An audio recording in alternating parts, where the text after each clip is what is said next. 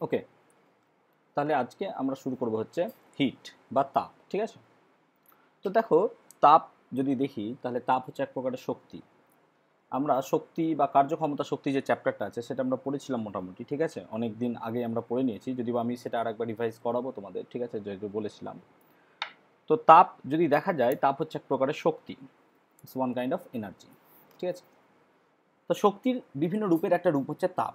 ঠিক আছে, তো তাপ কাকে বলে না, তো তাপ হলো এক প্রকার শক্তি যা গ্রহণ করলে বস্তু গরম হয় বা উত্তপ্ত হয়, এবং যা বর্জন করলে বস্তু কী হয়, ঠান্ডা হয়ে যায়। যেমন তুমি যদি তাপ কাউকে দিয়ে দাও কোনো বডিকে, তাহলে সেই বডিটা কী হয়ে যাবে, গরম হয়ে যাবে। ঠিক আছে, আবার কোনো বডি থেকে যদি তাপ নিয়ে নাও, সেই বডিটা কী হয়ে যাবে, ঠান্ডা হয়ে যাবে। ক্লিয়ার হয়েছে? তা তাপ মাপার যন্ত্রের নাম কি, সেটা হচ্ছে ক্যালোরিমিটার। তাহলে কোনো বডির মধ্যে যে তাপ, এটা ধরো কোনো একটা বডি, ঠিক আছে, সাপোজ একটা যে কোনো বডি আছে, তো তার মধ্যে যে তাপ আছে, ঠিক আছে, এটা ভেতরে ঢুকে থাকে নাকি, আমরা বাইরে থেকে বুঝতে পারি না যে কোন একটা বডির মধ্যে কতটা তাপ আছে। আমরা টাচ যদি করি, এটাকে touch, if we touch it, যদি টাচ করি, তখন যেটা বুঝতে পারি সেটা হচ্ছে উষ্ণতা। আমরা উষ্ণতা বডির মাপি, এর বাইরের যে প্রকাশ হচ্ছে সেই প্রকাশটাকে আমরা বলবো উষ্ণতা। কথার মানে বলছি, তাপ যদি হয় কারণ, তাপ হচ্ছে যদি কারণ হয়, উষ্ণতা তার প্রকাশ, এটা কথা বলা হয়। মানে কি, তাপ ভেতরে থাকবে কিন্তু প্রকাশিত হবে উষ্ণতার আকারে, বা প্রকাশ পাবে উষ্ণতার দ্বারা। লজিকটা এখানেই, তাপ আর তাপমাত্রার পার্থক্য। দুটো পুরোপুরি আলাদা, তাপ আলাদা ভৌত রাশি, উষ্ণতা আলাদা ভৌত রাশি। ঠিক আছে, তাপ একটা ডিরাইভড কোয়ান্টিটি, হোয়ারাজ উষ্ণতা হচ্ছে একটা কি, এটা হচ্ছে ফান্ডামেন্টাল কোয়ান্টিটি বা মৌলিক রাশি আমাদের, বা প্রাথমিক রাশি, whatever you can say. ঠিক আছে, তো আমাদের প্রথমে যেটা পড়তে হবে যে কোনো বিষয়ের বা কোনো বস্তুর মধ্যে তাপ কি কি বা কিভাবে থাকে। তো দেখো, তোমাকে যদি আমি সিম্পল দুটো বডি নিই, এটা ধরো লোহা ফেরাস, আর আরেকটা তোমাকে লোহা নিলাম ফেরাস, দুটো লোহা নিলাম ফেরাস, এবং দুটোকেই কি করলাম আমি, একই টেম্পারেচার দিলাম, ডিগ্রি সেন্টিগ্রেড, একই টেম্পারেচার, সে এক্স ডিগ্রি সেন্টিগ্রেড, উভয়কে এক্স ডিগ্রি সেন্টিগ্রেড টেম্পারেচার দিলাম। আমি কি করলাম, এটা নিলাম 5 কেজি, এটা নিলাম 10 কেজি। দেখা যায় যে 5 কেজির তুলনায় যেটা 10 কেজি আছে তাতে বেশি তাপ আছে। অর্থাৎ একই বস্তু একই উষ্ণতা থাকা সত্ত্বেও তাদের ভর যার বেশি, তার মধ্যে তাপ বেশি থাকছে। ঠিক আছে, তার মানে আমরা বলতে পারি এইচ প্রপোর্শনাল টু এম, অর্থাৎ ভরের সঙ্গে সমানুপাতিক। তোমার যত ভর বাড়বে তোমার তাপ তত বাড়বে। ঠিক আছে, লজিকটা এখানটাতে। আচ্ছা, এবার গল্পটা এরকম ধরো, ধরো কি না, তো দুটোকে আমি সেম টেম্পারেচার নিলাম, এটাও নিলাম 5 কেজি, এটাও নিলাম 5 কেজি। এবার ধরো একটা টেম্পারেচার আমি দিলাম কত, 5 ডিগ্রি সেন্টিগ্রেড, একটা টেম্পারেচার দিলাম আমি 10 ডিগ্রি সেন্টিগ্রেড। দেখা যাবে যার 10 ডিগ্রি সেন্টিগ্রেড তার তাপ বেশি। তার মানে এখান থেকে বোঝা যাচ্ছে এইচ প্রপোর্শনাল টু টি। তাহলে দেখো আমরা দুটো জিনিস পেলাম, যে এইচ সমানুপাতিক এম এবং এইচ সমানুপাতিক স্মল টি, যেখানে স্মল টি হচ্ছে টেম্পারেচার। তাহলে এই দুটোকে যদি আমরা কম্বাইন করি তাহলে কি পাই, H proportional to M T. কেন, যখন যৌগিক ভেদ পড়বে, তো এস সমানুপাতিক বি যদি হয় এবং যদি এ সমানুপাতিক সি হয়, তাহলে লেখা যায় এ সমানুপাতিক ভালো ছেলে। ঠিক আছে, এটা লেখা যায়, এটাকে ভ্যারিয়েশন বা ভেদ বলে। এবার দেখো সমানুপাতিক উঠলে জানি আমরা কি একটা ধ্রুবক আসে নাকি, এই ধ্রুবকটাকে আমি লিখি এস। দেখো এম ছিল, টি ছিল, এস, এটাকে বলি আমরা সমানুপাতিক ধ্রুবক নাকি, লজিকটা তো তাই বলে। এটাকে আমরা বলি সমানুপাতিক ধ্রুবক। এই সমানুপাতিক ধ্রুবকের মান বা নাম হচ্ছে কি, আপেক্ষিক তাপ। ঠিক আছে, ইংলিশ হচ্ছে স্পেসিফিক হিট। তাহলে এই সমানুপাতিক যে ধ্রুবক আছে সেই ধ্রুবকটাকে আমরা কি বলবো, আপেক্ষিক তাপ, যেটাকে আমরা কি বলবো, সিম্পল স্পেসিফিক হিট। এবং এটা কিসের ওপর নির্ভর করবে, এটা পদার্থের প্রকৃতির ওপর নির্ভর করে। বিভিন্ন পদার্থ তার প্রকৃতির ওপর নির্ভর করে, বিভিন্ন পদার্থে, লোহার আলাদা, তামার আলাদা, এটসেট্রা এটসেট্রা। তো দেখো তাপ সম্বন্ধে আমরা ডিটেল পড়াশোনা করেছিলাম আগে, সেখানে জানি যে তাপ এক প্রকারের শক্তি, আজকেও যদি বলে দিলাম আমি। তাপের একক তোমরা জানো, ইউনিট নিশ্চয়ই জানো নাকি, না ভুলে গেছো? তাপের এককটা কি না, তো সিম্পল, এসআই পদ্ধতিতে তাপের একক হচ্ছে জুল, সিজিএস পদ্ধতিতে একক হচ্ছে ক্যালোরি, এবং আমরা জানি 1 ক্যালোরি সমান হচ্ছে 4.2 জুল। এটা সবসময় মনে রাখবে, হ্যাঁ, 1 ক্যালোরি ইকুয়াল টু 4.2 জুল। এ হচ্ছে ক্যালোরি আর জুলের মধ্যে সম্পর্ক। ঠিক আছে, তো 1 জুল কাকে বলে আর 1 ক্যালোরি কাকে বলে যদি কোয়েশ্চেন দেয়, শুনে নাও। 1 গ্রাম বিশুদ্ধ জলের উষ্ণতা 1 ডিগ্রি সেন্টিগ্রেড বৃদ্ধি করতে প্রয়োজনীয় তাপকে 1 ক্যালোরি বলবো। 1 গ্রাম বিশুদ্ধ জলের উষ্ণতা 1 ডিগ্রি সেন্টিগ্রেড বাড়াতে যে তাপ লাগবে, যে তাপ প্রয়োজন, তাকে বলবো 1 ক্যালোরি। এবার ক্যালোরি যেন অনেক রকম হয়, যেমন ধরো গড় ক্যালোরি হয়, ঠিক আছে, গড় ক্যালোরি, অ্যাভারেজ ক্যালোরি হয়। আচ্ছা, তো এই গড় ক্যালোরি হোক বা তোমার 1 ডিগ্রি সেন্টিগ্রেডের জন্য বিভিন্ন টেম্পারেচারে, দেখো কথার মানে বলছি আমি এখানে, একটাই কথার মানে বলার আমার, যে ধরো তুমি এই যে জলকে টেম্পারেচার তাপ দিচ্ছ বা বাড়াচ্ছ, তুমি কোনো একটা জলকে 0 ডিগ্রি সেন্টিগ্রেড থেকে 1 ডিগ্রি সেন্টিগ্রেড বাড়াচ্ছ, ঠিক আছে, আবার কোনো একটা জলকে 99 ডিগ্রি সেন্টিগ্রেড থেকে 100 ডিগ্রি সেন্টিগ্রেড বাড়াচ্ছ, দুটোতেই কি সেম তাপ প্রয়োজন হবে, সেম হিট প্রয়োজন? নো, সেম হিট প্রয়োজন হবে না। এটা আমাদের লজিক তো তাই বলছে, তাই না? উষ্ণতার বিভিন্ন পালে তাপ, তাহলে এখানে আমাদের দেখো ক্যালোরির সংজ্ঞায় কোন 1 ডিগ্রি সেন্টিগ্রেড নেবো সেটা তো উল্লেখ করা হয়নি, সেই জন্য এটা একটা মানে প্রবলেম। সেই জন্য কী করা হয়, জলের টেম্পারেচারকে 0 ডিগ্রি সেন্টিগ্রেড থেকে 100 ডিগ্রি সেন্টিগ্রেড পর্যন্ত ইনক্রিজ করা হয়। তাতে যে পরিমাণ হিট লাগে, যতটা হিট লাগবে, সেই হিটকে যদি তুমি 100 দিয়ে ভাগ করো তাহলে তাকে বলা হয় অ্যাভারেজ ক্যালোরি। তাহলে এটা হচ্ছে অ্যাভারেজ ক্যালোরি।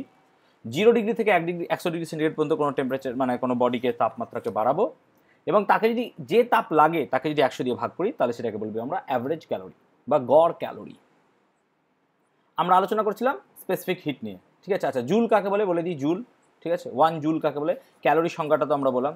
তো জুল বলছে দেখো 1 কেজি বিশুদ্ধ জলের উষ্ণতা 1 কেলভিন বৃদ্ধি করতে যে পরিমাণ তাপ লাগে তার 1/4200 অংশকে বলা হয় 1 জুল।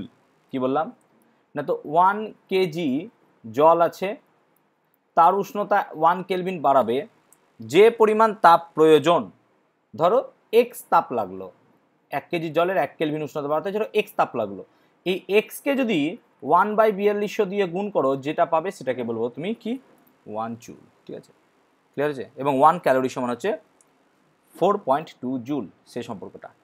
আচ্ছা, এফপিএস পদ্ধতিতে তাপের ইউনিটকে বলা হয় বিটিইউ বা ব্রিটিশ থার্মাল ইউনিট।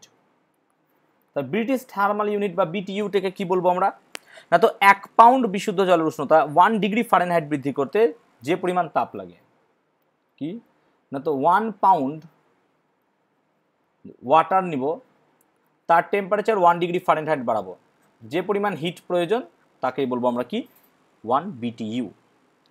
দেখা গেছে 1 বিটিইউ সমান হচ্ছে 252 ক্যালোরি, ঠিক আছে। আর একটা ইউনিট ইউজ করি আমরা থার্ম, THERM, ঠিক আছে, ব্রিটিশ ইউনিটে ইউজ করা হয়, এবং দেখা যায় 1 থার্ম সমান 10,000, সরি 1 লাখ, ভুল বলছি, 1 লাখ 100,000, ঠিক আছে, 100,000 বিটিইউ, ঠিক আছে। তো এই রিলেশনশিপগুলো একটু মনে রাখার চেষ্টা করবে, ঠিক আছে। তাহলে আমরা বলছিলাম কি, সিম্পলি H = MST, এটা নিয়ে আমরা আলোচনা করছিলাম, এবং এখান থেকে লিখলাম আমরা S সমান H/MT।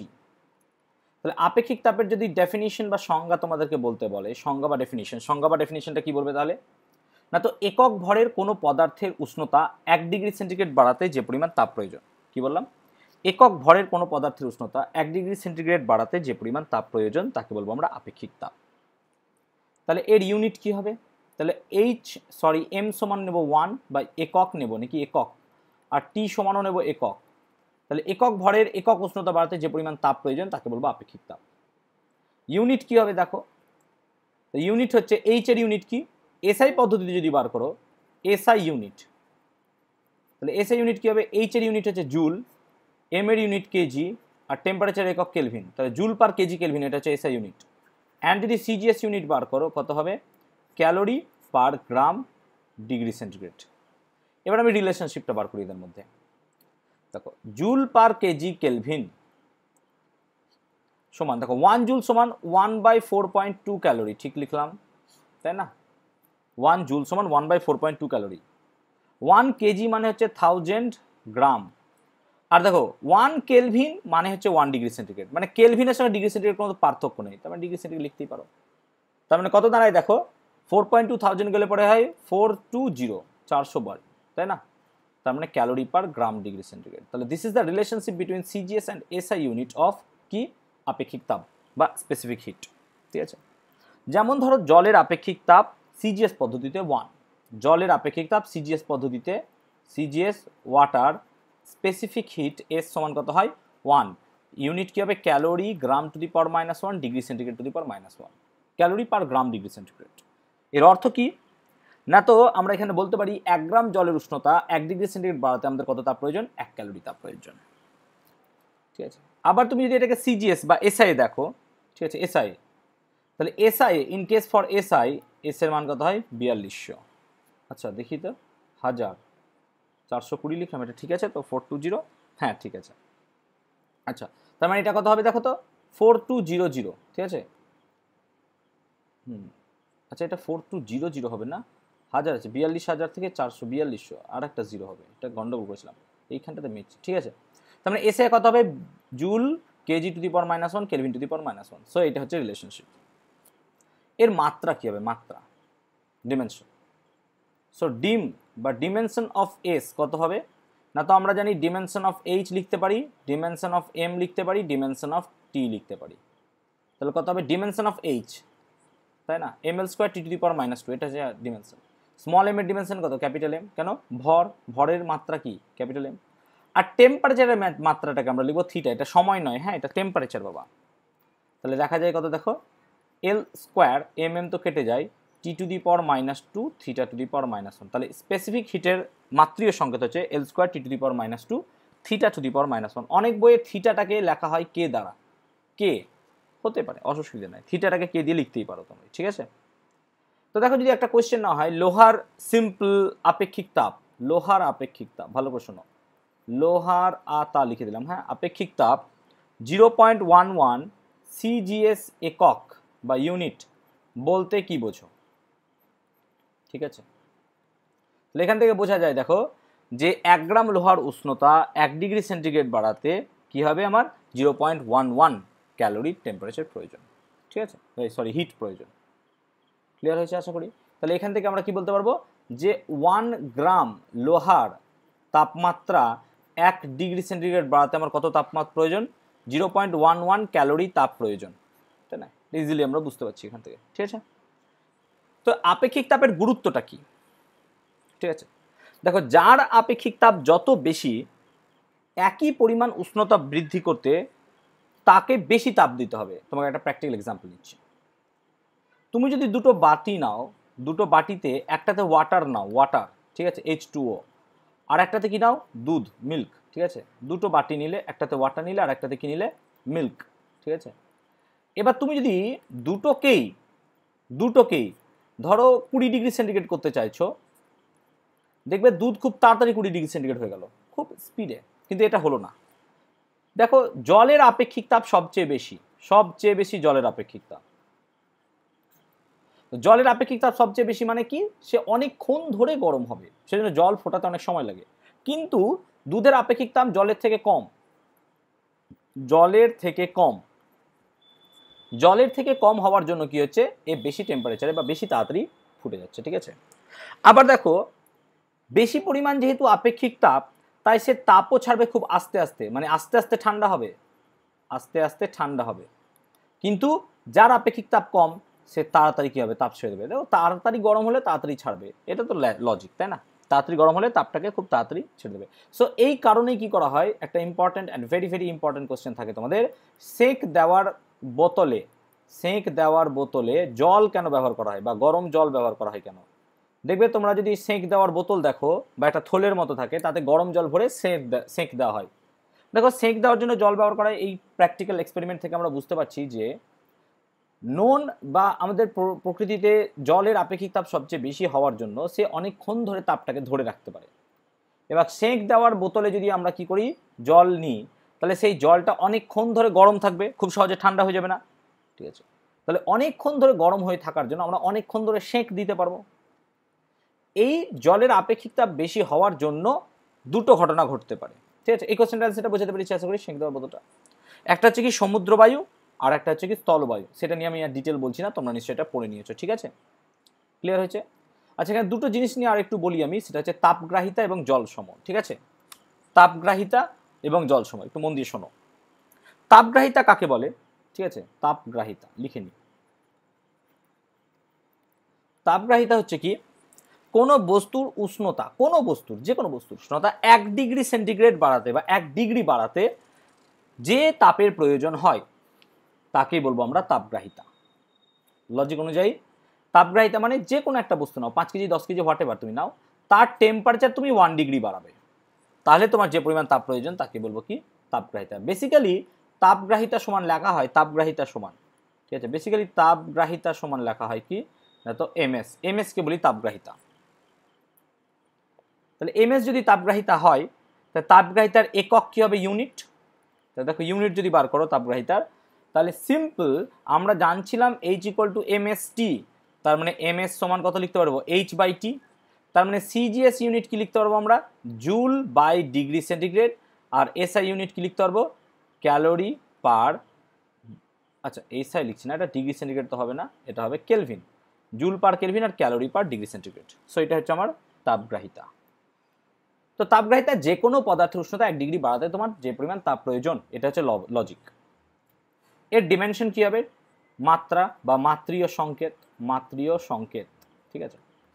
তো দেখো মাত্রীয় সংকেত হচ্ছে কত এম হবে, আর তার সঙ্গে কি হবে এস এর মাত্রা, এস এর মাত্রা কি L square T to the power -2 theta to the power -1, তার মানে হচ্ছে M L square T to the power -2 theta to the power -1। এটা হচ্ছে সিম্পল আমার মাত্রীয় সংকেত কার তাপগ্রাহিতা। তো তাপগ্রাহিতা আশা করি বোঝাতে পেরেছি তাপগ্রাহিতা জিনিসটা কি, ঠিক আছে। এবার পড়বো আমরা হচ্ছে জল সম, ওয়াটার ইকুইভ্যালেন্ট। জল সম এটা একটু ভালো করে বুঝবে জল সম সংজ্ঞাটা, ঠিক আছে। না তো ধরো এটা যে কোনো একটা বস্তু, যে কোনো একটা বস্তু এর উষ্ণতা তুমি 1 ডিগ্রি বাড়ালে, বৃদ্ধি করলে 1 ডিগ্রি সেন্টিগ্রেড ধরো, তাহলে কোনো একটা বস্তু ধরো 1 ডিগ্রি সেন্টিগ্রেড বাড়াতে তোমার এক্স পরিমাণ তাপ লাগলো, এক্স তাপ প্রয়োজন হলো। এই এক্স তাপ যতটা পরিমাণ জলের টেম্পারেচার, ভালো প্রশ্ন, এই এক্স তাপ যতটা পরিমাণ জলের টেম্পারেচার 1 ডিগ্রি সেন্টিগ্রেড বাড়াতে পারবে, সেই জলের অ্যামাউন্টকে, ভালো করে কথাটা শোনো, সেই জলের অ্যামাউন্টকেই কি বলবো আমরা ওয়াটার ইকুইভ্যালেন্ট। ভালো করে শোনো, কোনো বস্তুর উষ্ণতা 1 ডিগ্রি বাড়াতে বা বৃদ্ধি করতে যে পরিমাণ তাপ প্রয়োজন, সেই তাপ যে পরিমাণ জলের উষ্ণতা 1 ডিগ্রি বৃদ্ধি করতে পারে, জলের সেই পরিমাণকে, বারবার বলছি হ্যাঁ অ্যামাউন্ট, তাকে বলবো জলসম। তো বিশেষ করে জলসম এক প্রকারের ভর নাকি, তাই এর সিজিএস ইউনিট হচ্ছে কি গ্রাম এবং এসআই ইউনিট কি হচ্ছে কিলোগ্রাম। তাহলে গ্রাম এবং কিলোগ্রাম এর হচ্ছে দুটো ইউনিট, ক্লিয়ার হয়েছে। দেখা গেছে তাপগ্রাহিতার মতো জল সমকে লেখা হয় ডাব্লু দ্বারা, এবং জল সম সমান হচ্ছে ডাব্লু ইকুয়াল টু এমএস, এবং জল সম তাপগ্রাহিতার মাত্রাগতভাবে সেম কিন্তু ইউনিট আলাদা, ডাব্লু ইকুয়াল টু এমএস গ্রাম লিখতে পারো, গ্রাম ইউনিট নাকি। তাই তাপগ্রাহিতার ইউনিট হচ্ছে জুল পার ক্যালভিন আর ইউনিট হচ্ছে কেজি, এটা কিন্তু বুঝতে হবে, ঠিক আছে। লজিকটা আশা করি বোঝাতে পারলাম। তাহলে ওয়াটার ইকুইভ্যালেন্ট যদি ডাব্লু হয় জল সম, তাহলে এইচ সমান আমরা এইভাবে লিখতে পারি ডাব্লু ইন্টু টি, জল সমর সঙ্গে টি গুণ। তার মানে কোনো বডিতে কতটা পরিমাণ তাপ আছে জানতে গেলে সেটা আমি জল সমের সঙ্গে তার টেম্পারেচার যদি গুণ করি তাহলে ইজিলি সেটা বের করতে পারবো। আশা করি এই জায়গাটা বোঝাতে পেরেছি, ক্লিয়ার হয়েছে। তাহলে এই হলো তাপ। তাহলে তাপের যাবতীয় যা তথ্য ছিল মোটামুটি তোমাদের বললাম। এরপর আমরা পড়বো হচ্ছে ক্যালোরিমিতির মূলনীতি, ঠিক আছে। ক্যালোরিমিতির মূলনীতি কি বলছে, ঠিক আছে, একটু ভালো করে শোনো। বলছে ধরো তোমার কোনো একটা জায়গায় এরকম একটা পাত্র নেওয়া আছে, এই পাত্রের বাইরের দিক দিয়ে কোনো তাপ যেতে পারে না আর কোনো তাপ ভেতরে ঢুকতে পারে না, এরকম একটা সিস্টেম তুমি রেডি করেছো। কোনো তাপ ভেতরে ঢুকবে না, কোনো তাপ বাইরের আদান প্রদান হবে না। এবার এখানে তোমার ধরো কিছু পরিমাণ পদার্থ আছে, ধরো জল আছে, ঠিক আছে। তাহলে এই জলের ভর যদি, ভালো করে শোনো, জলের ভর যদি m1 হয়, আর যদি আপেক্ষিক তাপ জলের s1 হয়, আর যদি টেম্পারেচার জলের t1 হয়, তাহলে আমরা বলতে পারি কি এইটা হচ্ছে জলের প্রাথমিক তাপ। ঠিক বললাম, তাই তো হওয়া উচিত। h1 = mst1 বা m1 s1 t1। এবার তুমি কি করলে, বাইরে থেকে একটা t2, বাইরে থেকে একটা বল ছিল যার ভর m2, যার আপেক্ষিক তাপ s2, যার টেম্পারেচার t2 তুমি এখানে দিয়ে দিলে। তার মানে দ্বিতীয় বডির টেম্পারেচার কত ছিল h2, কত হিট কত ছিল m2 s2 t2, এটা আমরা লিখতে পারি। এবার দেখো যখন এই বডিটাকে এখানে মিশিয়ে দেওয়া হবে, এই জলের টেম্পারেচার চেঞ্জ হয়ে যাবে নাকি, চেঞ্জ হয়ে যাবে। কেন? কারণ এটা হচ্ছে হিটেড, এটা হচ্ছে কি হিটেড, আর এটা কি নর্মাল, হিট নেই তো এর মধ্যে, কোল্ড, আমরা এটা কোল্ড বলতে পারি, কোল্ড আর বডি। এটা হচ্ছে হটার বডি, ঠিক আছে। জানি না হটার কথাটা হয় কিনা অ্যাকচুয়ালি, ঠিক আছে। তাহলে হচ্ছে কোল্ডার এবং হটার বডি দুটো। তাহলে কি হয়, এবার এই যে গল্পটা শুরুই হচ্ছে ক্যালোরিমিতির মূলনীতি দিয়ে। যে আমি এক্সপেরিমেন্টটা তোমাদের এখানে দেখাচ্ছি।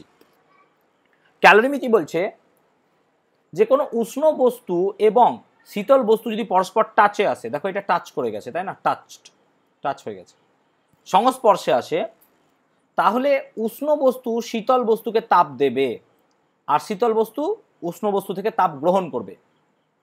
এই তাপের আদান প্রদান মানে কি, উষ্ণ বস্তু শীতলকে দেবে আর শীতল উষ্ণ বস্তু থেকে নেবে, এই তাপের আদান প্রদান ততক্ষণ চলবে, কতক্ষণ না, তো যতক্ষণ দুজনের টেম্পারেচার সেম না হয়, যতক্ষণ না তাদের টেম্পারেচার সেম হয়। এবার যদি যদি তাপ কোনরূপ বাইরে না যায় এবং তাপ যদি বাইরে না যায় এবং বাইরের তাপ যদি ভেতরে না আসে এবং পদার্থ দুটো যদি পরস্পর বিক্রিয়া না করে, তাহলে গৃহীত তাপ সমান হবে বর্জিত তাপ। এই জিনিসটা বারবার শুনবে, যার এই জায়গাটায় ডাউট হবে। হ্যাঁ, একবার শুনলেই হবে না, তুমি এই জায়গাটাকে আবার রিপিট করবে, তাহলে বুঝতে পারবে কি বলতে চাইছি। ঠিক আছে, তার মানে গৃহীত তাপ কত। এবার ধরো এখন টেম্পারেচার স্মল টি হলো, মানে এটা এখানে ঢুকিয়ে দেওয়ার পর, মানে কি এই বডিটা M2 ভরের কোনো বডিটা এই পাত্র বা জলের মধ্যে ঢুকিয়ে দেওয়ার ফলে তার ধরো টেম্পারেচার হলো টি। এবার দেখো গৃহীত তাপ কত, তাই তুমি বুঝতেই পারছো গৃহীত তাপ সমান কত হবে না, তো M1S1 তাই না, ছিল T1 তো। এবার ও আরো এখান থেকে স্মল টি টেম্পারেচার বেড়ে গেছে নাকি, কেন বেড়ে গেছে, কারণ দেখো তুমি T2 is greater than T1, যদি T2 গ্রেটার দ্যান T1 হয় তো জলের প্রাথমিক যা টেম্পারেচার ছিল ফাইনাল টেম্পারেচারটা তো বেশি হয়ে যাবে, তার জন্য কি হবে, গৃহীত তাপ যেহেতু আমরা লিখে ফেলেছি তাই এটা হবে T-T1।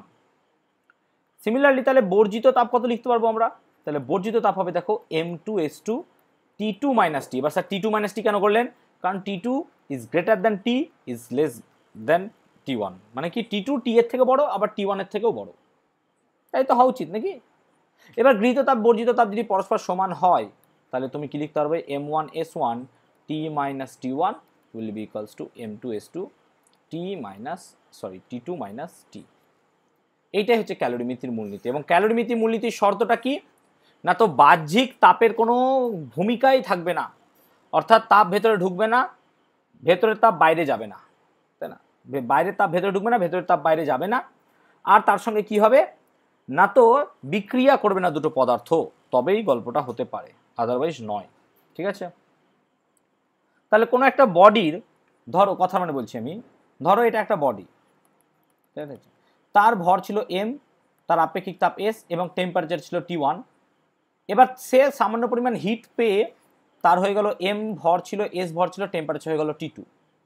তাই তুমি গৃহীত তাপ কি করে বার করবে, গৃহীত তাপ, তাই দেখো সিম্পল MS T2 - T1 নাই এরকম, সেই জন্য আমরা গৃহীত তাপ দেখো এইভাবে লিখেছি। সিমিলারলি বর্জিত তাপ তুমি বার করতে পারবে। ঠিক আছে, তাই এটা আমি একটু দেখিয়ে দিলাম তোমাদের যে গৃহীত তাপ আর বর্জিত তাপ কি। ঠিক আছে, এখানে অনেকগুলো প্রবলেমস হয় বা প্রবলেম হয়, প্রবলেমগুলো আজকে নিয়ে আলোচনা করছি না আমি, একদমই নেক্সট দিন আলোচনা করবো সব টাইপের প্রবলেম, যত রকমের প্রবলেম হয়। ঠিক আছে, তাহলে এই হলো ক্যালোরিমিতির মূলনীতি। তাহলে যদি বলা হয় ক্যালোরিমিতির মূলনীতি শক্তির সংরক্ষণ মেনে চলে, ইয়েস, শক্তির সংরক্ষণ সূত্র মেনে চলে। ঠিক আছে, কারণ এখানে শক্তির অপচয় হয় না বা কিচ্ছু হয় না। ঠিক আছে, ঠিক আছে, যদি বাইরে থেকে কোনো শক্তি না আসে বা বাইরে থেকে কোনো হিট না আসে, হিট যদি ভেতরে না যায়, যদি রাসায়নিক বিক্রিয়া না করে, তাহলে এগুলো হয় না, তাই না। তো এই ক্যালোরিমিতির মূলনীতিকে কাজে লাগিয়ে, ক্যালোরিমিতির মূলনীতিকে কাজে লাগিয়ে ক্যালোরিমিটার যন্ত্রে, শুনে নাও কথাটা, ক্যালোরিমিটার, আচ্ছা মিটার যন্ত্রে আমরা কি করি, তাপের এই আদান প্রদানটা মাপি। ঠিক আছে, তাপের আদান প্রদানটা মাপি। তাহলে ক্যালোরিমিটার যন্ত্রটা কি একটু জাস্ট দেখে নিই। তো ধরো এটা হচ্ছে একটা তামার তৈরি কোনো পাত্র, ঠিক আছে, এর ভিতরে ধরো জল নিলে এবং এটা এয়ার টাইট, মানে কোনো বাইরে কিছু যাবে না, ধরো এরকম কিছু একটা, কোনো কিছু বাইরে যাবে না। তুমি প্রথমে এর টেম্পারেচার মেপে নিলে, তাহলে এর মধ্যে কতটা টেম্পারেচার সেটা তুমি জানো। এবার একটা বডিকে তুমি কোনো একটা জায়গা থেকে নিয়ে এলে যার টেম্পারেচার তুমি মাপবে, ধরো এটা একটা চুল্লি, ফার্নেসেস, এই চুল্লির ধরো তুমি টেম্পারেচার মাপবে, চুল্লির টেম্পারেচার মাপবে, তাহলে এই বলটাকে তুমি, এই চুল্লি বল মানে লোহার বল ধরো, ঠিক আছে, লোহার বল, এই বলটাকে তুমি এই চুল্লির মধ্যে ঢুকিয়ে দিলে, তাহলে কিছুক্ষণ পর চুল্লির টেম্পারেচার আর বলের টেম্পারেচার কি যাবে, সেম হয়ে যাবে, সঙ্গে সঙ্গে এটাকে এনে ঢুকিয়ে দাও, তাহলে বলের টেম্পারেচার T2, তাহলে এখন চেঞ্জ হয়ে গেল small tea, final temperature small tea. এবার তুমি কি করলে, এখানে একটা থার্মোমিটার রাখলে, তাহলে থার্মোমিটারের সাহায্যে T1 মাপলে, কিছুক্ষণ পর যখন জলের টেম্পারেচার সব জায়গায় সেম হয়ে গেল, তাহলে স্মল টি এরও মানটা তুমি পেয়ে গেলে, তাই না? আর T2টা তোমাকে মাপতে হবে, তাহলে ফর্মুলা আমরা একটু আগে বলে দিলাম কি না, তো M1S1 T - T1 এটা জানি, তাহলে এখান থেকে দেখো M1 জানি নাকি, M1 জানবো, তো আমি ফাইনালি ইকুয়েশন লিখছি, কি লিখলাম, M1S1 T - T1 equal to M2S2 T - T2, sorry T2 - T, ঠিক আছে? তো এই জলের ভর তুমি জানো, জলের আপেক্ষিক তাপ তুমি জানো, স্মল টি তুমি জানো, T1 তুমি জানো, তাহলে এই পার্ট পেয়ে গেলে। তুমি M2 কত গ্রাম ভরের বল নিয়েছো সেটা তো জানো নাকি, মাপতে পারবে তো তুমি, আগে আগে মেপে নেবে। আর কোন বল নিচ্ছ, যেমন সিসা হলে 0.09 বা 0.03, তাহলে সেটা জানো, তার আপেক্ষিক তাপ জানো। আর তুমি টি জানো, তাহলে দেখো T2টাই শুধু অজানা, T2 অজানা হলে T2টা বার করতে পারবো। এটাই হচ্ছে ক্যালোরিমিটার।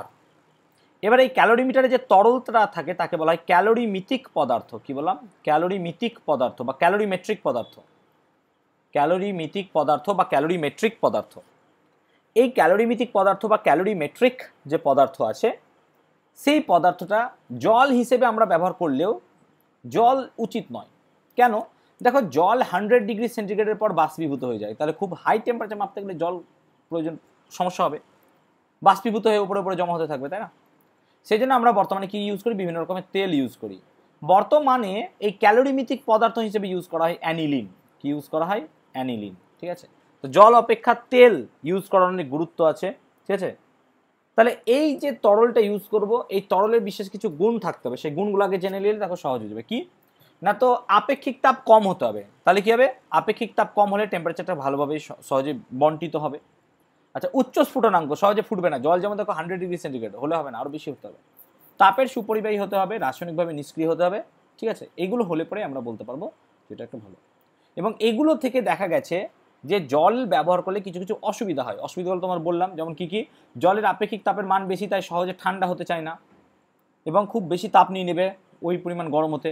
জলের স্ফুটনাঙ্ক কম, তাই খুব বেশি টেম্পারেচার আমরা এখান থেকে মাপতে পারবো না। আবার জল তাপের সুপরিবাহী নয়। কিন্তু জলের বদলে যদি আমরা তেল ব্যবহার করি বা অ্যানিলিন ব্যবহার করি, দেখা গেছে অ্যানিলিন একদম বিশুদ্ধ অবস্থায় পাওয়া যায় এবং সামান্য পরিমাণ তাপ পরিবহন করে। আপেক্ষিক তাপের মান 0.62, খুব কম, এই কম অবশ্যই, এবং উচ্চ স্ফুটনাঙ্ক জলের তুলনায় বেশি, 183 বা 84 ডিগ্রি সেন্টিগ্রেডের কাছাকাছি, ঠিক আছে? সেই কারণে আমরা অ্যানিলিন ইউজ করি। এবার এই ক্যালোরিমিটার, তোমরা যদি একটু আগে কথাটা শোনো, তাহলে ক্যালোরিমিটার কি দিয়ে তৈরি হয়? আমি বললাম তামা দিয়ে তৈরি, নাকি? তোমাদের প্রশ্ন হওয়া উচিত স্যার তামা দিলে তো তাপ বাইরে টাইরে চলে যাবে। দেখো, ক্যালোরিমিটার কাচের তৈরি হয় না, তামার তৈরি হয়। তার পিছনে কিছু কিছু লজিক আছে বা গুরুত্ব আছে। কি কি না, তো দেখো, ক্যালোরিমিটার যদি কাঁচ দিয়ে তৈরি হতো তাহলে তাপের সুপরিবাহী হতো না। কাঁচ তাপের কুপরিবাহী, কিন্তু তামা তাপের সুপরিবাহী, ঠিক আছে?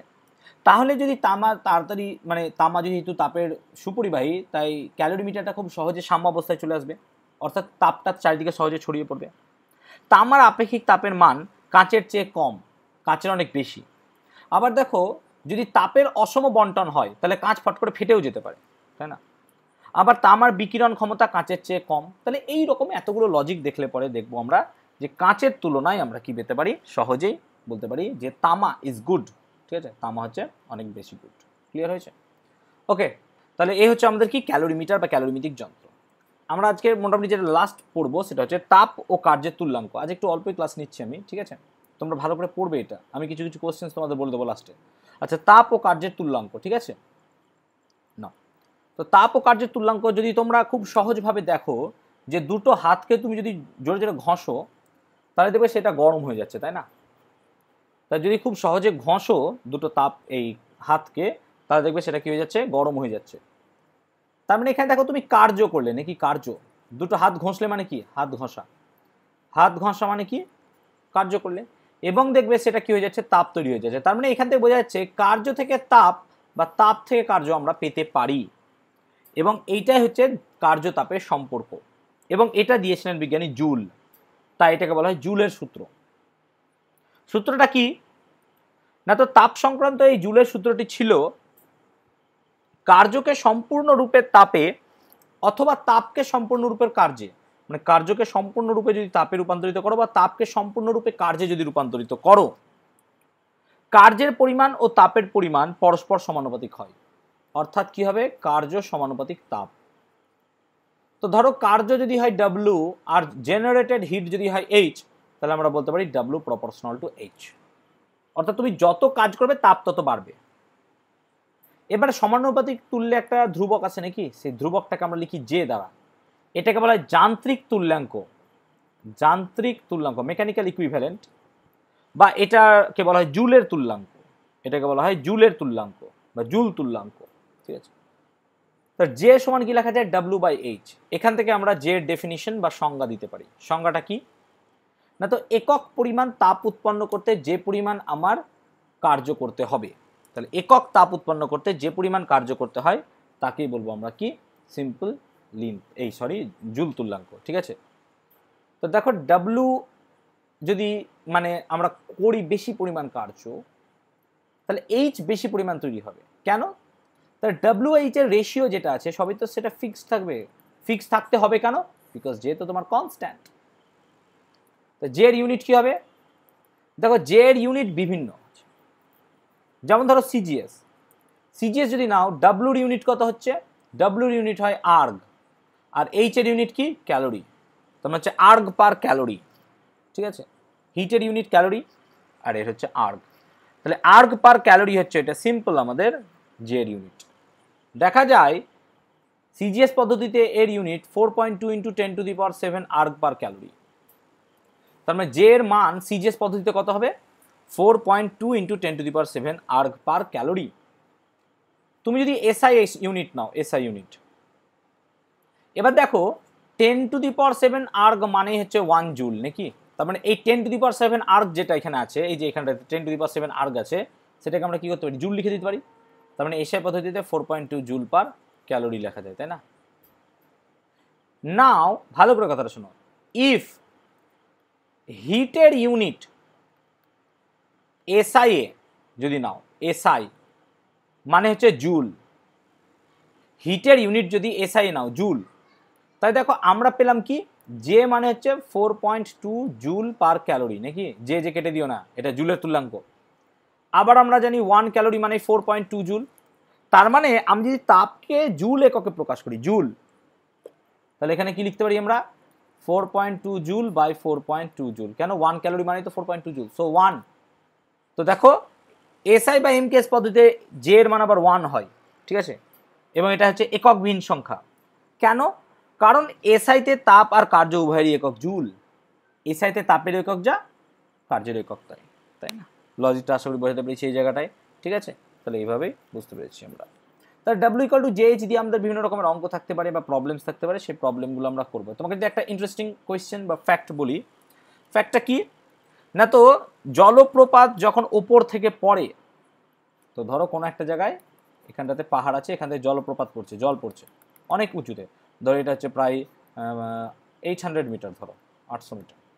এবার নিচে যখন জলটা পড়ছে স্রোতের মধ্যে, ঠিক আছে, দেখা যায় ওপরের তুলনায়, ঠিক আছে, নিচের জলের উষ্ণতা বেশি হয়, বেশি উষ্ণ, আর এটা হচ্ছে কম উষ্ণ। কেন, যদি তোমরা একটু ভাবো তাহলে দেখো, এই যে এখান থেকে জল নিচে এসে পড়ছে, তার মানে এই জায়গা থেকে mgh পরিমাণ কার্য হচ্ছে নাকি, এটা কার্য করছে, তো কে করছে, জল করছে। এবার এই কার্যটা তাপে রূপান্তরিত হয়ে কার মধ্যে ঢুকে যাচ্ছে, জলের মধ্যে ঢুকে যাচ্ছে, তাই না, জলের মধ্যেই ঢুকে যাচ্ছে। তাহলে যে কার্যটা করে তাপ উৎপন্ন হচ্ছে সেটা জলের মধ্যে ঢুকে যাচ্ছে, তাহলে জলের যদি তাপ নিজে নিজে ঢুকতে থাকে তাহলে তাপ কি হবে, বেড়ে যাবে, তাই না। আবার এখানে কি হয়, সামান্য পরিমাণ শব্দ শক্তি উৎপন্ন হয়, জোরে জোরে ধমধম ধমধম করে পড়ে, তাই না। ঠিক আছে, তাহলে এইগুলো আমরা বুঝতে হবে যে তাপ ও কার্যের তুল্যাঙ্ক। ঠিক আছে, তো আজকে তাপ ও কার্যের আমার একটা কাজ আছে বলে আজকে তাপ ও কার্যের এই তুল্যাঙ্ক পর্যন্তই থাক। ঠিক আছে, তোমাদের একটু কাজ হবে কি, তোমাদের দুটো কাজ হবে, যে লিন তাপ সম্বন্ধে একটু পড়াশোনা করা। তোমরা যারা আমার কাছে পড়েছো তারা অলরেডি 7 বা 8-এ তোমাদের আমি লিন তাপ নিয়ে ডিটেল পড়াশোনা করিয়ে দিয়েছিলাম। লিন তাপ কাকে বলে, গলনের লিন তাপ কি, বাষ্পীভবনের লিন তাপ কি, কঠিনীভবনের লিন তাপ কি, তোমাদের কাজ হবে কি লিন তাপটা ঝটপট পড়ে নেওয়া। ঠিক আছে, আমি সকলকে নেক্সট দিন লিন তাপটা জিজ্ঞেস করবো। ঠিক আছে, লিন তাপটা তোমরা একটু কমপ্লিট করো। যদি কোনো জায়গায় ডাউট হয় নেক্সট ক্লাসে আমাকে বলবে, আমি ডাউটটা চেষ্টা করবো তোমাদের ক্লিয়ার করে দেওয়ার। তো তোমাদের কাজ হবে লিন তাপটা একটু ক্লিয়ার করে নেওয়া। ঠিক আছে, এই লিন তাপ রিলেটেড দুটো লেখচিত্র আছে, লেখচিত্র দুটো আমি ভালো করে বুঝিয়ে দেবো, অসুবিধা নাই। লিন তাপের যাবতীয় বাকি যে জিনিসগুলো, যেমন ধরো গলনের লিন তাপ, কঠিনীভবনের লিন তাপ, ঠিক আছে, বাষ্পীভবনের লিন তাপ, ঘনীভবনের লিন তাপ, এইগুলো তোমরা সবাই মোটামুটি জানো, তাই না। তো এগুলোকে আমি লেখচিত্রটা ভালো করে বোঝাবো, তোমরা জাস্ট এগুলো সংজ্ঞাগুলো একটু পড়ে নেবে, ঠিক আছে? ওকে, তাহলে আমি কয়েকগুলো কোয়েশ্চেন বলছি, সেই কোয়েশ্চেনগুলো একটু চটপট তোমরা মিলিয়ে নাও বা একটু কোয়েশ্চেনগুলো দেখে নাও, ঠিক আছে, যাতে তোমরা করতে পারো বাড়িতে, ঠিক আছে? আচ্ছা, যেগুলো যেগুলো করিয়ে দিলাম সেগুলো থাকবে, তার সঙ্গে কিছু এক্সট্রা কোয়েশ্চেন আমি দিচ্ছি, ঠিক আছে? কোয়েশ্চেনগুলো পরপর বলছি, শুনে নাও একটু, তোমরা এগুলো নেক্সট সব সলভ করবে। আচ্ছা, তাপ কাকে বলে? ঠিক আছে, আচ্ছা, তাপ ও তাপমাত্রার পার্থক্য লেখো, তাপের মাত্রীয় সংকেত লেখো, তারপর ক্যালোরি, জুল এবং বিটিইউ, মানে হচ্ছে বিটিএস নয়, বিটিইউ, ব্রিটিশ থার্মাল ইউনিট, ঠিক আছে, এর সংজ্ঞা লেখো। 1 থার্ম সমান কত বিটিইউ, ঠিক আছে?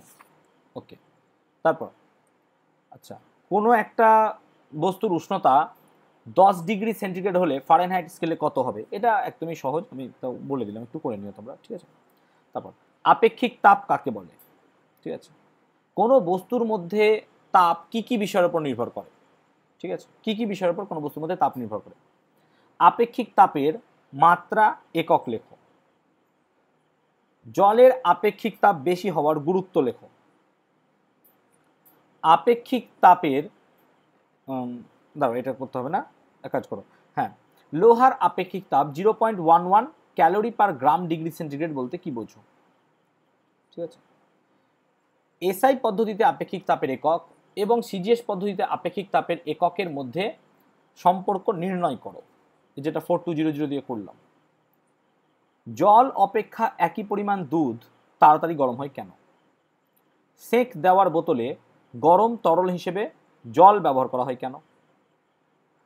ভালো প্রশ্ন, পরের কোশ্চেনটা, দুটি একই পদার্থে তৈরি একই রকম বিকারের একটিতে জল এবং অপরটিতে সম পরিমাণের কেরোসিন তেল আছে, দুটি বিকারকে একই উষ্ণতায় উত্তপ্ত করে শীতল হতে দিলে কোনটি আগে ঘরের উষ্ণতায় আসবে এবং কেন? ব্যাখ্যা করো।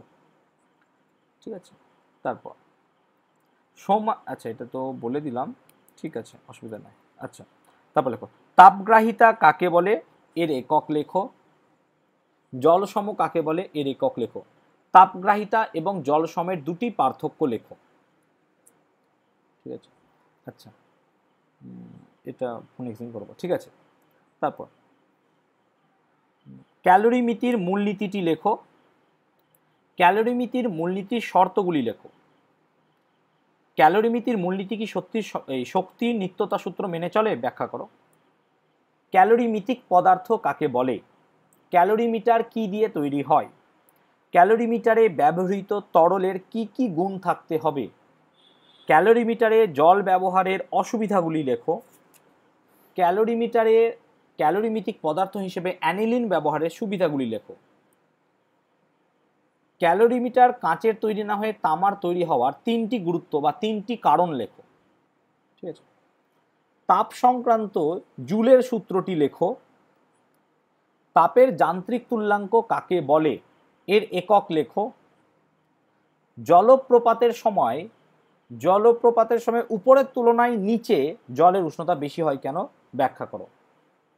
ঠিক আছে, তারপর লীন তাপ কাকে বলে?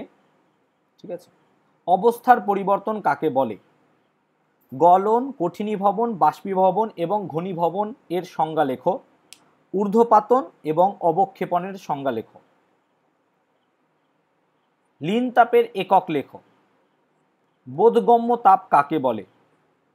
গলনের লীন তাপ, বাষ্পীভবনের লীন তাপ, কঠিনীভবনের লীন তাপ, ঘনীভবনের লীন তাপ কাকে বলে? বরফ গলনের লীন তাপ 80 ক্যালোরি পার গ্রাম বলতে কি বোঝো? জলের বাষ্পীভবনের লীন তাপ 537 ক্যালোরি পার গ্রাম বলতে কি বোঝো? এইগুলো তোমরা সকলে করো, ঠিক আছে? অনেক কোয়েশ্চেন হয়ে গেছে এই সপ্তাহের জন্য, ঠিক আছে? বাকিটুকু আমরা নেক্সট দিন আলোচনা করবো, ঠিক আছে? তোমাদের যদি এটা হয়ে যায় তাহলে মাঝে আমি আরেকটা দিন হয় ক্লাস নিয়ে দেবো তোমাদের, ঠিক আছে? তাহলে আজকে এখানে অফ করছি আমি, ঠিক আছে? সকলে বারবার এটা দেখো, দিয়ে যে ক্লাসটা আমি দেবো তোমাদেরকে সেটা একটু দেখো, যদি কোনো ডাউট থাকে তাহলে আমাকে অবশ্যই বলবে, ঠিক আছে? সকলে ভালো থাকবে, সুস্থ থাকবে, চলো টাটা।